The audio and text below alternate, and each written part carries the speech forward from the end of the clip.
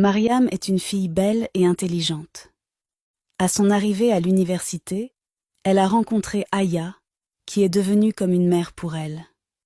Elle lui a donné de nombreux conseils et l'a encouragée à donner le meilleur d'elle-même dans ses études.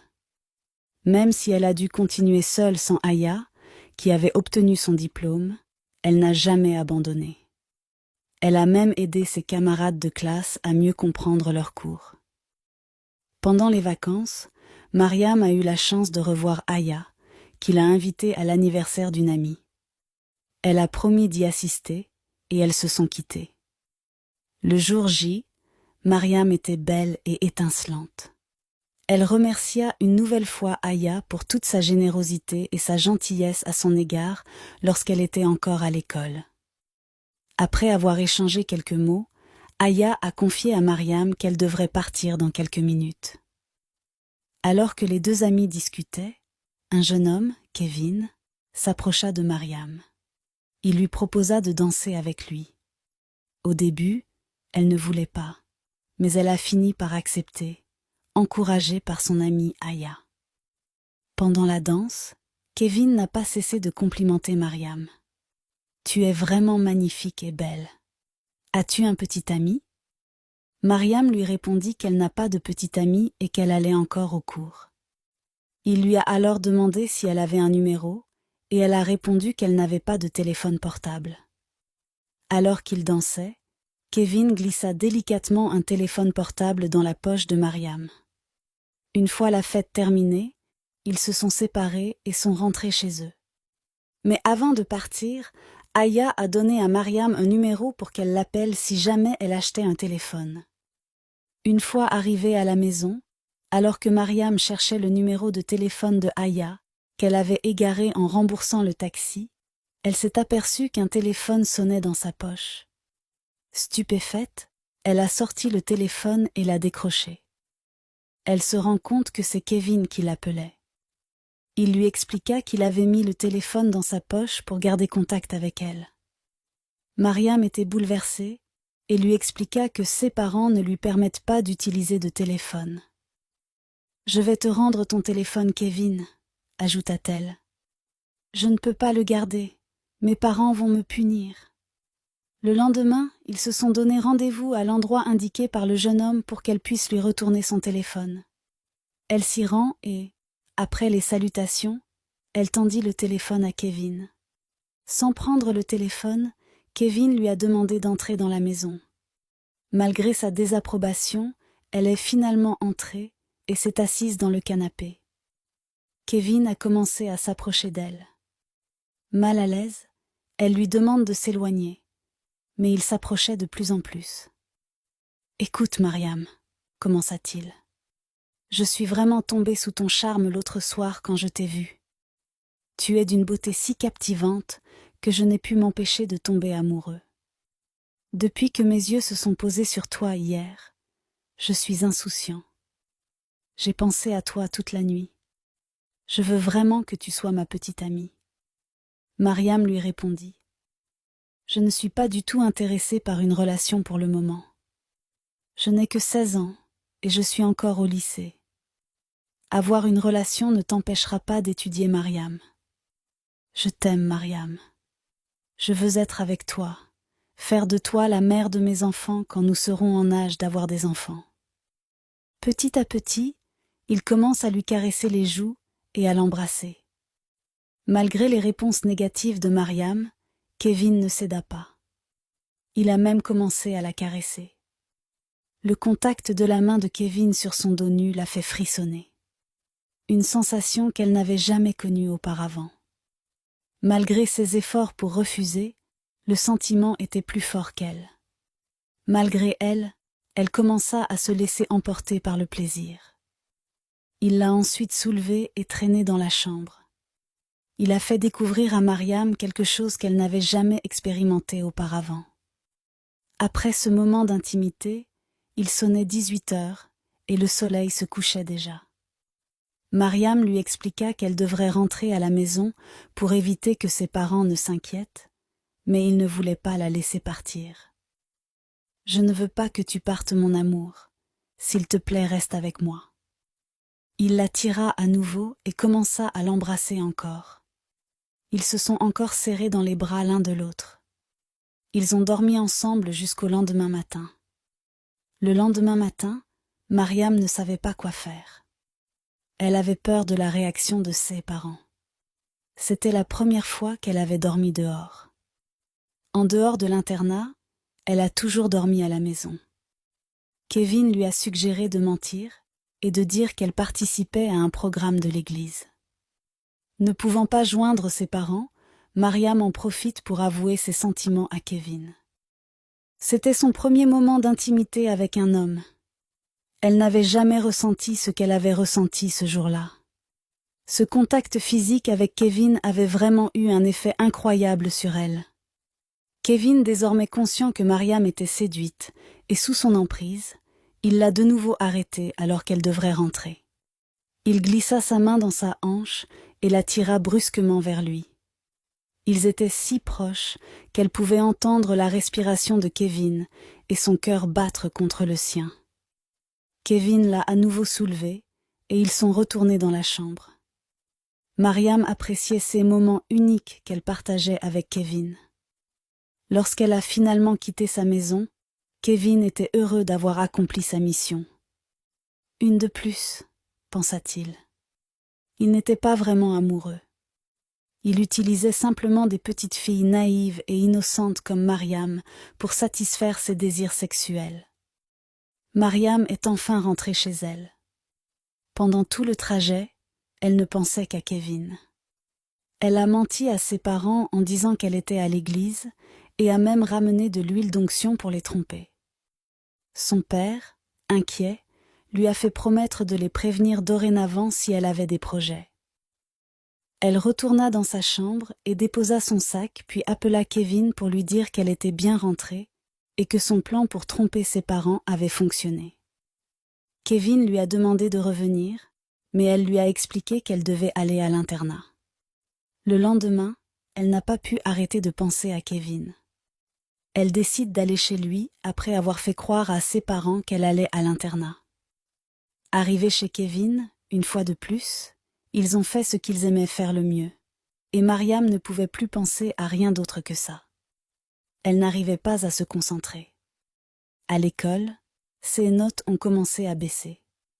Elle était toujours distraite en classe et n'arrivait pas à se concentrer sur ses devoirs. Elle a appelé Kevin et ensemble, ils ont mis au point un plan. Elle devait faire semblant d'être malade pour obtenir 2 semaines de congé pour voir Kevin plus souvent. Elle réussit son coup et pendant ces 2 semaines, elle passe toutes ses journées avec Kevin qui profitait de sa naïveté pour faire l'amour avec elle chaque fois qu'il se voyait chez lui. Les parents de Mariam pensaient qu'elle allait toujours au cours. Mariam adorait ces moments et ne se doutait pas que Kevin ne l'aimait pas. Elle était trop jeune pour comprendre. Pour elle, c'était le parfait amour, et son amour pour Kevin était sincère. Mais avec le temps, le jeune homme commençait à se lasser d'elle car il côtoyait aussi d'autres filles. Avant même la fin des 2 semaines de congé, il demanda à Mariam de retourner à l'internat, mais Mariam voulait juste rester avec lui. Il lui promit de rester en contact avec elle, et lui proposa qu'ils se reverraient le week-end pour passer à nouveau de bons moments ensemble. Chaque fois que Mariam passait chez lui, il profitait de sa naïveté et de son innocence. Il l'a même convaincue d'avoir des rapports sexuels non protégés. Il voulait sentir son corps contre son corps, a-t-il dit. Il était fatigué de devoir se protéger à chaque fois avec elle. Mariam n'était pas d'accord au début, mais aveuglée par son amour pour Kevin, elle a fini par céder à ses désirs. Maintenant, les deux le faisaient sans protection. À l'internat, les notes de Mariam ont complètement chuté.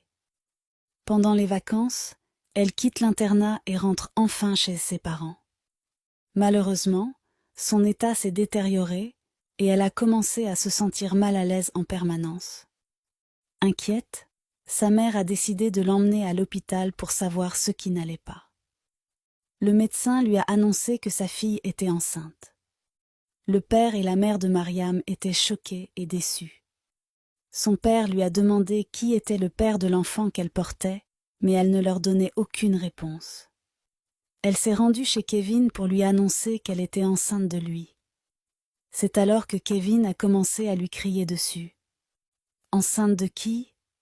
Va chercher le père de ton enfant et arrête de m'embêter. Mais c'est avec toi que j'ai toujours couché, Kevin. Tu as été mon premier homme et mon dernier. Je n'ai jamais connu d'autres hommes que toi. Écoute, si cette grossesse est vraiment la mienne, tu dois t'en débarrasser. Je ne peux pas être le père de ceux que tu portes dans ton ventre. Tu es une fille trop vulgaire et facile qui cherche toujours à faire l'amour. Tu dois faire un avortement. » En larmes, Mariam répondit.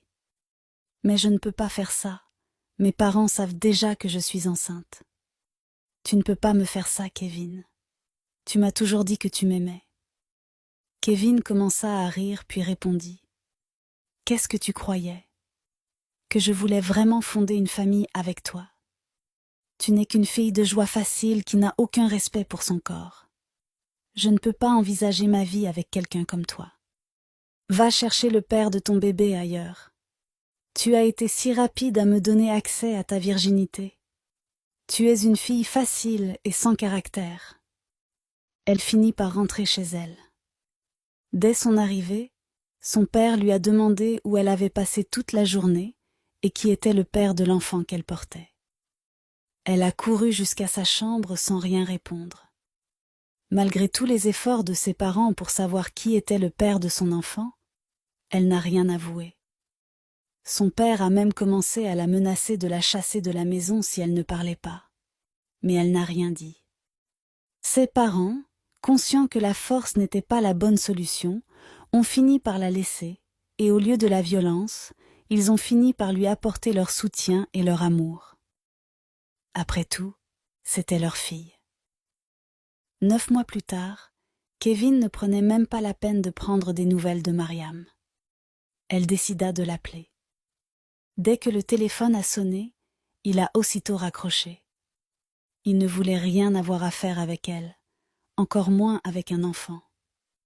Mariam voulait lui dire qu'il devrait au moins rencontrer ses parents, même s'il ne voulait pas de l'enfant. Elle a continué à multiplier les appels et par chance, Kevin lui a répondu. Mariam a eu une lueur d'espoir, mais son cœur s'est rapidement brisé aux mots de Kevin. « Ne m'appelle plus jamais salope. Le bâtard que tu portes n'est pas le mien. » Mariam était perdue et triste, mais pour rien au monde, elle ne voulait avorter. Elle a donc décidé de garder le bébé jusqu'à terme. Malheureusement, à cause des soucis constants et du stress permanent, le jour de l'accouchement, son bébé est mort-né. Elle était triste et inconsolable. Grâce au soutien, à l'amour et aux soins de ses parents, elle a fini par trouver la force d'aller de l'avant. Malgré tout, elle a décidé de poursuivre ses études pour d'obtenir sa licence. Elle a travaillé dur et a réussi au bout de quelques années à obtenir son diplôme, suivi d'un emploi dans une grande entreprise de la ville. Depuis sa relation avec Kevin, elle était devenue très méfiante et réservée envers les hommes. Elle ne voulait plus jamais parler d'amour. Mais elle a rencontré un homme appelé Félix, qui l'a fait craquer très rapidement par son élégance et sa politesse. Félix avait l'air très sincère. Il a avoué ses sentiments à Mariam, et elle a décidé de lui donner une chance, tout en continuant à rester méfiante. Félix lui montrait quotidiennement tout son soutien et son amour. Avec le temps, elle a commencé lentement à se remettre de sa relation avec Kevin. Quelques mois plus tard, Félix lui a annoncé qu'il voulait l'épouser. Elle l'a présenté à ses parents, qui ont donné leur accord et leur bénédiction sans hésiter. Au début, elle ne voulait pas lui faire entièrement confiance et était très méfiante, mais le temps ne lui a pas donné raison. Elle s'est finalement laissée emporter par ses sentiments. Elle était tombée amoureuse de Félix. Tout allait bien entre les deux, et ils vivaient le parfait amour quand Kevin est réapparu de nulle part. En fait, Kevin n'était rien d'autre que le meilleur ami de Félix. Dès que Mariam a appris la nouvelle, elle a commencé à ressentir de la colère et de la haine envers Félix. Elle s'est rappelée de tous ces moments douloureux que Kevin lui avait fait vivre. Pourquoi faut-il toujours que quelque chose vienne gâcher mon bonheur? Ce passé douloureux avec Kevin ne cessait de la hanter et de la poursuivre. Elle prit son sac et quitta la maison pour aller se défouler et se changer les idées. Le soir, Félix a absenté Mariam chez elle et l'a s'appelée pour lui demander pourquoi elle était partie de la maison sans rien lui dire. Mariam lui a promis de tout lui expliquer le lendemain. Pendant ce temps, Félix était avec Kevin et il faisait l'éloge de Mariam à son ami. Il lui disait à quel point sa femme était belle et gentille. Il l'a même invitée chez lui pour la lui présenter. Kevin l'écoutait et faisait semblant de sourire et d'être heureux pour lui, alors qu'il ne digérait pas le fait que Félix soit avec son ex-copine. Félix l'a emmenée avec lui pour lui présenter sa fiancée, mais elle n'était pas à la maison. Kevin connaissait désormais la maison de Mariam, et son ami lui a dit qu'il pouvait lui rendre visite quand il le souhaitait. Les deux amis ont bavardé et se sont raconté beaucoup de choses. Finalement, Félix a raccompagné Kevin chez lui. Pendant 2 jours, Félix a remarqué que Mariam l'évitait. Il est allé chez elle et l'a confrontée, et elle a pris son courage à 2 mains et a expliqué à Félix comment son ami Kevin l'avait blessé dans le passé. Elle ne pouvait pas supporter de le revoir après tout ce qui s'était passé. Elle ne voulait plus que Félix le fréquente. Elle craignait que Félix ne lui fasse le même coup que Kevin. Félix s'est excusé et a essayé de la convaincre qu'il n'était pas comme lui, mais elle lui a demandé de partir. « Laisse-moi seule, s'il te plaît, Félix. J'ai besoin de rester seule un moment. » Dès que Félix est parti, Kevin s'est présenté à la porte de Mariam. Il lui a dit qu'il voulait retourner avec elle et que de toute façon, ils avaient un enfant ensemble. Mariam commença à rire. « De quel enfant tu parles? Celui que tu as nié? Je sais que notre enfant a 7 ans aujourd'hui, Mariam. Je veux revenir dans ta vie et voir mon enfant. Écoute, je n'ai pas d'enfant avec toi. Heureusement que l'enfant n'a pas survécu à sa naissance. Il aurait été si malheureux de t'avoir comme père. Tu m'as renié et tu m'as rejeté au moment où j'avais eu le plus besoin de toi. Quitte immédiatement ma maison. S'il te plaît, Mariam, arrête. Je ne veux plus que tu t'approches de ce Félix. Tu n'appartiens qu'à moi et tu le sais très bien. Je suis ton premier amour. C'est moi que tu as toujours aimé. Tu ne peux pas dire que je ne t'ai pas manqué, ajouta-t-il. Mon toucher, mon contact avec toi, les nuits de folie qu'on a passées ensemble, notre histoire d'amour. Ne me dis pas que tu as oublié tout cela. Il commença à s'approcher peu à peu de Mariam et essaya de la toucher. Furieuse, elle s'écria.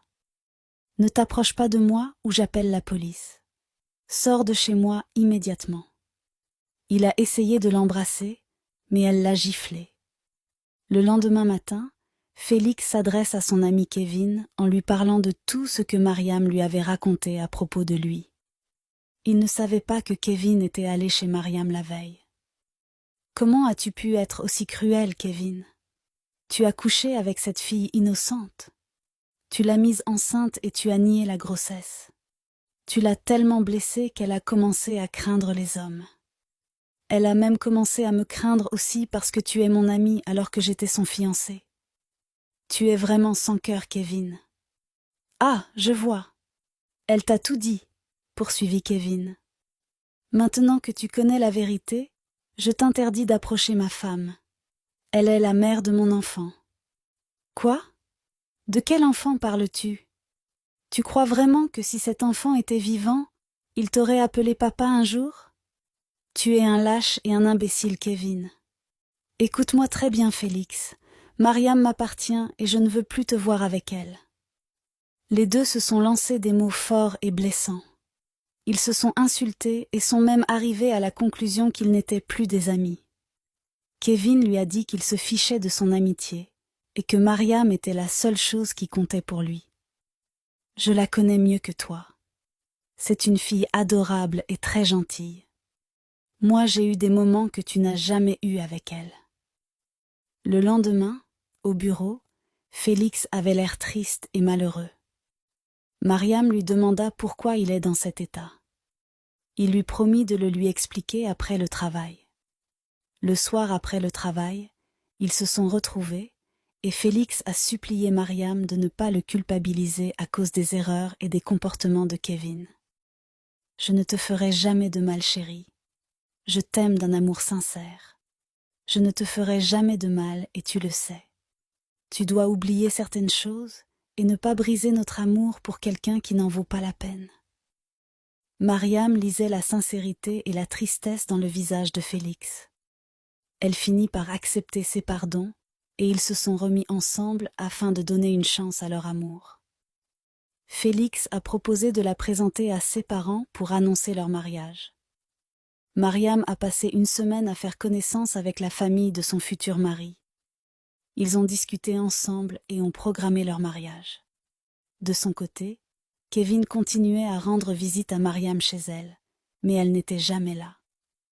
Un jour, il est venu pour l'absenter à nouveau. Il est allé frapper chez la voisine, et celle-ci lui expliqua qu'elle était rentrée chez elle pour préparer son mariage. Dès qu'il a appris la nouvelle, il était rouge de frustration. Il ne voulait pas que cela se produise alors qu'il était encore en vie. « Je vais détruire ce mariage, même si je dois me détruire moi-même, » murmura-t-il, la colère lisible sur son visage. Il décida alors de se rendre dans la ville natale de Mariam. C'est l'endroit où il avait rencontré Mariam pour la première fois. Il s'y rendit avec une idée et un plan bien précis en tête. Il voulait enlever Mariam. Malheureusement, le jour de son opération, il y avait tellement de personnes dans les parages qu'il ne pouvait pas prendre ce risque. Son plan échoua, mais il était loin d'abandonner. Il ne pouvait pas accepter que Mariam épouse un autre homme alors qu'il était encore en vie. Le jour du mariage, il a suivi la voiture qui devrait transporter Mariam à l'église. Dès que la voiture de la future mariée s'est trouvée dans un endroit isolé, il l'a dépassée à grande vitesse et s'est placé devant elle pour lui barrer la route. Il a cogné de force le chauffeur de Mariam et lui a ordonné de déverrouiller la voiture. Le chauffeur a essayé de résister pour protéger Mariam, mais il l'a frappée et l'a assommée. Il a ensuite attrapé Mariam et l'a entraînée dans sa voiture.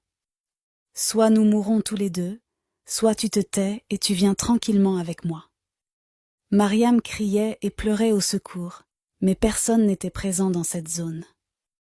Kevin, quant à lui, était aux anges. Son plan fonctionnait comme sur des roulettes. Après quelques heures, le chauffeur qui transportait Mariam a finalement retrouvé ses esprits et s'est levé. Il a aussitôt repris la voiture pour aller annoncer la mauvaise nouvelle à la famille de Mariam.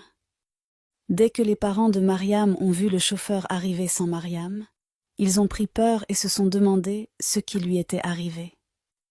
Le chauffeur leur expliqua la situation.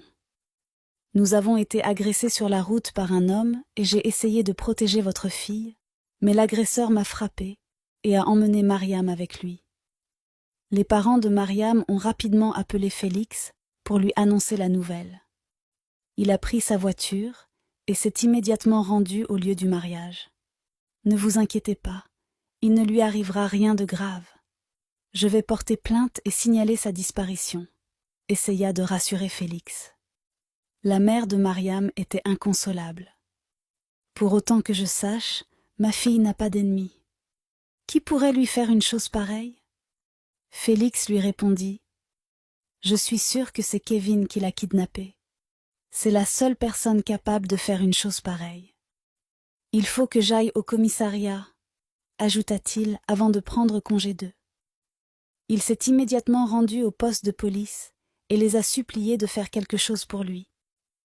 Les policiers lui ont demandé d'attendre 24 heures, mais il les a suppliés d'agir immédiatement, affirmant qu'il était censé se marier avec elle. Pendant ce temps, Kevin a conduit Mariam vers une maison éloignée et inconnue. Même Félix ne connaissait pas cette maison. Il a attaché Mariam à une chaise. En larmes, Mariam lui demanda Pourquoi ne me laisses-tu pas vivre heureuse, Kevin? Je veux te récupérer et faire de toi ma femme maintenant que je suis financièrement stable, lui répondit Kevin. Je ne reviendrai jamais avec toi, quelle que soit ta richesse, Kevin. Je ne t'aime plus. Même si tu as des millions, je ne veux pas me remettre avec toi.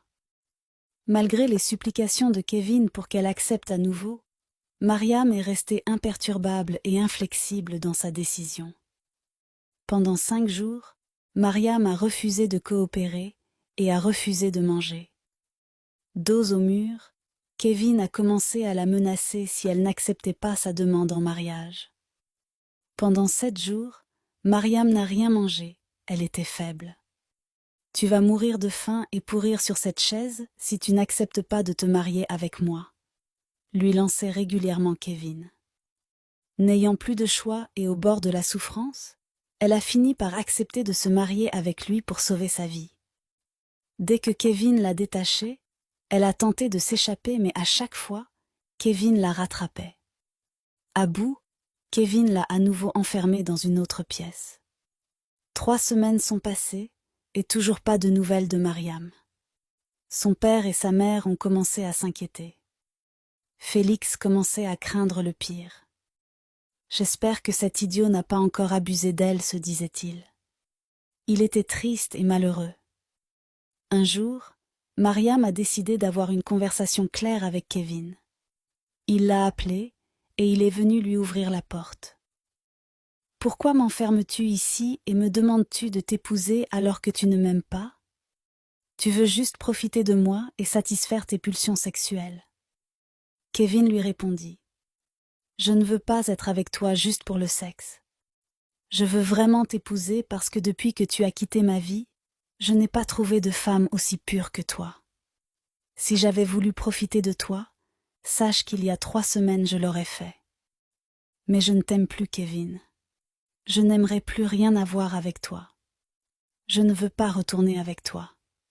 Tu m'as fait du mal, et je porte encore ces blessures en moi. Si tu veux me voir heureuse, laisse-moi épouser l'homme que j'aime vraiment.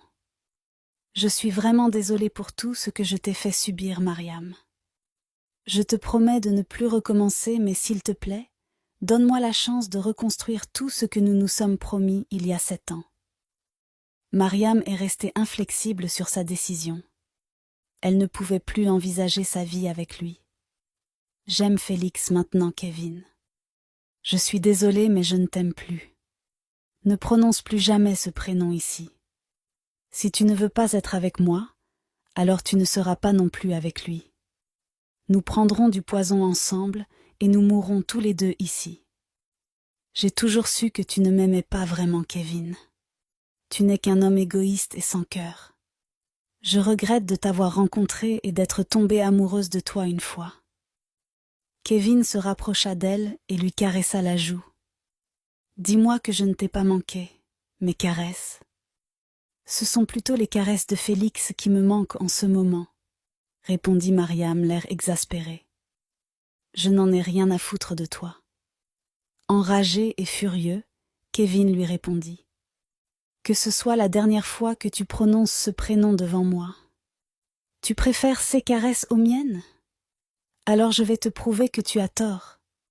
Je vais te toucher comme il n'a jamais pu le faire, et tu pourras à nouveau comparer. » Mariam a commencé à le supplier de ne pas la forcer, mais Kevin a commencé à se déshabiller. Mariam s'est volontairement cogné la tête contre le mur et est tombée au sol, se blessant gravement. Pris de panique, Kevin a couru pour l'emmener à l'hôpital le plus proche.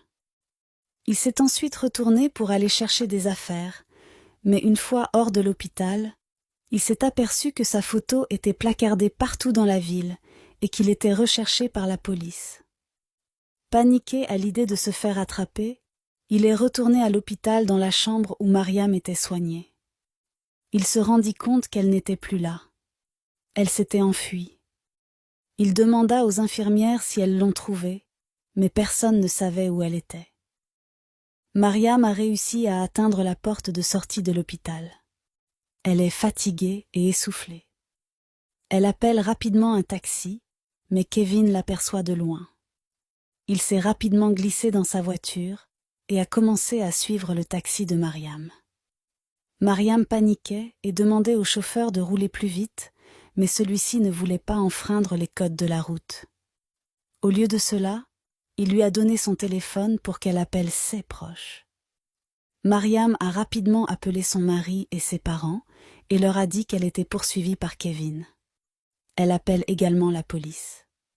Pendant ce temps, Kevin a réussi à les rattraper et il entraîna à nouveau Mariam dans sa voiture de force.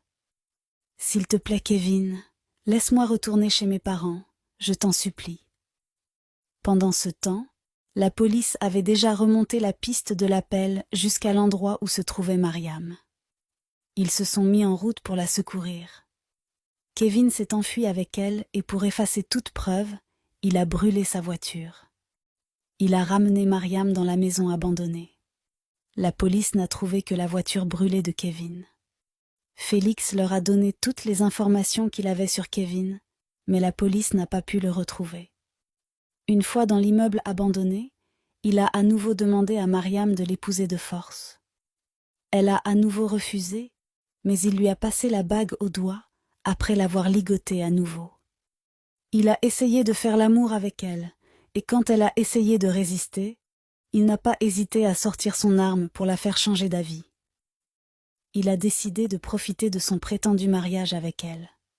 Mariam pleurait et refusait de s'approcher de lui, mais il l'a attrapée de force et l'a embrassée. « Je vais planter ma semence dans ton ventre ce soir, ma chérie, et nous aurons tous les deux notre bébé. Ce que tu as à faire, c'est de profiter de ce moment unique avec moi, ton mari. Je veux juste te rendre heureuse, ma chérie, » a-t-il ajouté en continuant d'enlever sa jupe. « Si tu veux vraiment me rendre heureuse, arrête s'il te plaît, Kevin. Je ne veux pas, je ne t'aime pas. Non, nous allons en profiter tous les deux parce que c'est notre soirée de fiançailles. » Mariam était au plus mal, mais il ne semblait pas s'en soucier. Il a ensuite enlevé son soutien-gorge. Mariam luttait de toutes ses forces et s'est mise à crier comme une folle. « Pourquoi cries-tu, mon amour? Personne ne peut t'entendre ici. Je t'ai déjà dit que je serais gentille avec toi.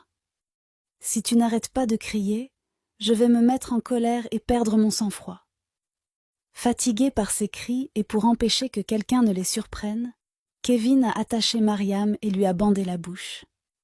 Il lui a ensuite fait l'amour. Il profita de chaque instant avec elle. « Tu es toujours aussi douce, Mariam. Je suis sûre que cet imbécile ne t'a jamais touchée. Il ne te mérite même pas. Je suis ton seul homme et nous sommes faits l'un pour l'autre. » Les nuits, Mariam était au plus mal. La pièce était sombre et elle ne mangeait même pas bien. Elle n'arrivait plus à dormir. Si je m'étais concentrée sur mes études, je ne serais pas dans ce pétrin. Je n'aurais jamais rencontré ce psychopathe et je serais heureuse en ménage. Je regrette de ne pas avoir réfléchi avant de l'aborder. Je suis responsable de tout ce qui m'arrive. Elle se sentait sans valeur et inutile. Si Félix découvrait qu'il avait encore profité de moi, il ne voudrait plus jamais se remettre avec moi, et je le comprendrais parfaitement. Le lendemain, Félix s'inquiétait toujours pour elle. Il se demandait où elle pouvait être, et il craignait le pire. Avec le temps, Mariam a commencé à se laisser faire parce qu'elle savait qu'il ne servait plus à rien de résister ou d'essayer de se défendre. Le fait que Mariam ne résistait plus et ne s'opposait plus aux demandes de Kevin lui a fait croire qu'elle commençait à l'aimer. Un jour, il a tellement eu confiance en elle qu'il l'a emmenée dîner au restaurant. Pendant qu'il mangeait, Aya, l'ancienne amie de Mariam, l'a aperçue au loin. Le visage lui a semblé familier et après avoir réfléchi quelques secondes, elle s'est rappelé que c'était sa copine d'université Mariam. Elle s'approcha et s'exclama « Mariam, comment vas-tu ?» Mais Mariam répondit de manière morbide et non enthousiaste « Je vais bien. » Aya remarqua Kevin et s'exclama « Waouh, tu es le garçon qui a demandé à danser avec elle il y a des années, n'est-ce pas ?»« Oui, » répondit-il.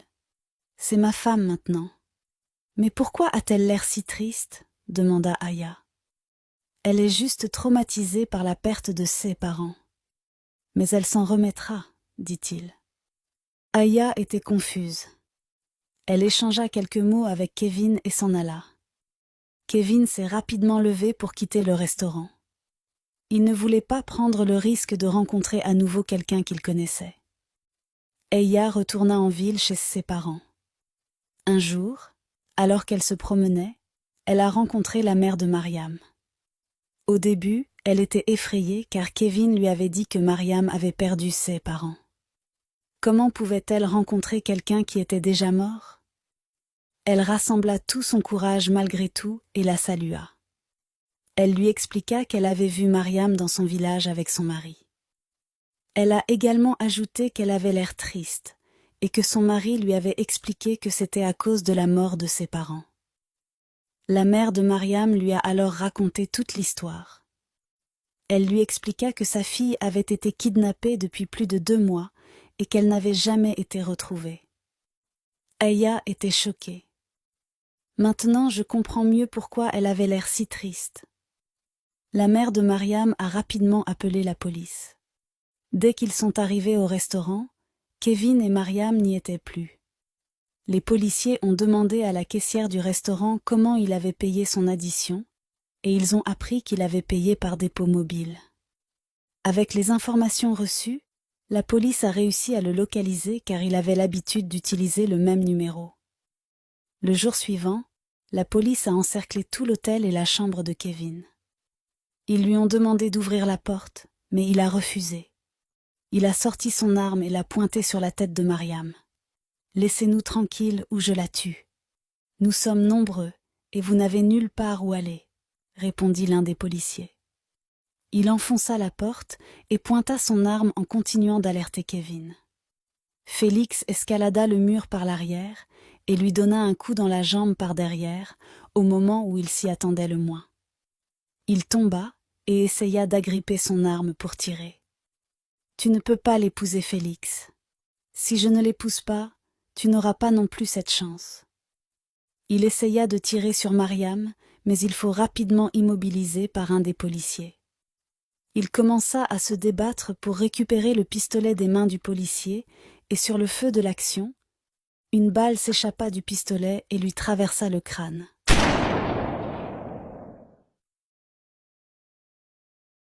Il mourut sur le coup. Une ambulance a immédiatement transporté Mariam à l'hôpital car elle était faible et semblait malade. Elle avait toujours du mal à s'exprimer. On voyait à quel point elle était perturbée psychologiquement. Une semaine plus tard, la situation ne s'est pas améliorée. Félix l'a emmenée dans un hôpital psychiatrique. Le médecin a révélé qu'elle souffrait du syndrome du traumatisme post-viol. Il s'agit d'un traumatisme psychologique subi par une victime de viol qui se traduit par des perturbations des fonctions émotionnelles, cognitives et comportementales normales. Félix a alors inscrit Mariam dans un centre pour des séances de thérapie. Il a payé tous les frais et au fil du temps, Mariam a commencé à se retrouver et à reprendre confiance en elle. Elle a cessé de se reprocher ce que Kevin lui avait fait subir. Au fil du temps, sa santé mentale et physique s'est améliorée et au bout d'1 an, elle a retrouvé sa confiance en elle et s'est remise de son traumatisme. Tout le monde était heureux et remerciait Félix d'avoir cru en elle, de l'avoir aidée à surmonter tout ce qu'elle avait vécu. Je l'aime tellement et je ferai tout pour l'aider, quoi qu'il arrive. Je n'ai fait que ce qu'un homme responsable et amoureux aurait fait. Je tiens beaucoup à elle, et je ne l'abandonnerai pour rien au monde. Mariam avait le visage inondé de larmes. Elle savait que Félix l'aimait d'un amour véritable. Ils se sont serrés dans les bras et se sont embrassés passionnément. Une semaine plus tard, un nouveau mariage a été organisé et les 2 amoureux se sont mariés.